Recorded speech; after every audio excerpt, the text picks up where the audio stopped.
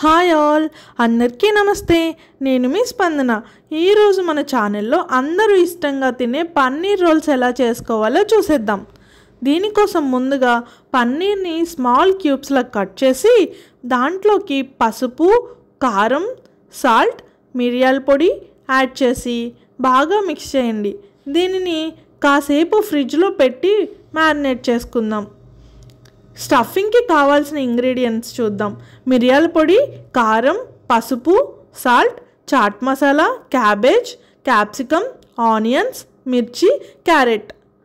Stove మీద కడాయి పెట్టి 2 టేబుల్ స్పూన్ ఆయిల్ వేసుకోండి.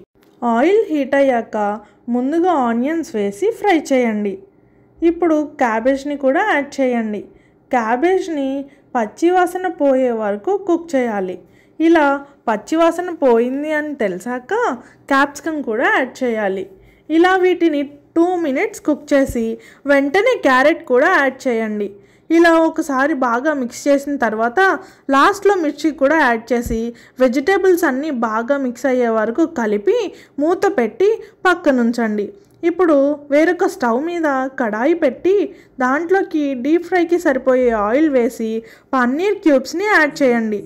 ఇలా క్యూబ్స్ అన్నీ కలర్ చేంజ్ అయ్యాక వాటిని ఒక బౌల్లోకి తీసి పక్కనుంచండి.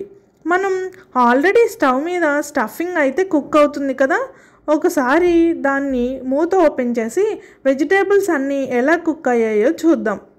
చూసారా, వెజిటేబుల్స్ అయితే కుక్ అయ్యాయి. ఇప్పుడు దీంట్లోకి కాస్త పసుపు, కారం, చాట్ మసాలా, ఉప్పు, అలాగే మిరియాల పొడి యాడ్ చేసి ఒకసారి బాగా మిక్స్ చేయండి. ఇలా మిక్స్ అయ్యాక వాటిలోకి పన్నీర్ క్యూబ్స్ని యాడ్ చేద్దాం. ఇలా వీటిని కూడా యాడ్ చేసిన తర్వాత 2 మినిట్స్ మిక్స్ చేసి స్టఫింగ్ అయితే రెడీ అయింది. కాసేపు పక్కన పెట్టి చపాతీస్ ప్రిపేర్ చేసుకుందాం. నేనైతే ఆల్రెడీ చపాతీస్ ప్రిపేర్ చేసి ఉంచుకున్నా. సో ఒక చపాతీ తీసుకుని దానిపైన టమాటో సాస్ అంతా స్ప్రెడ్ చేసా.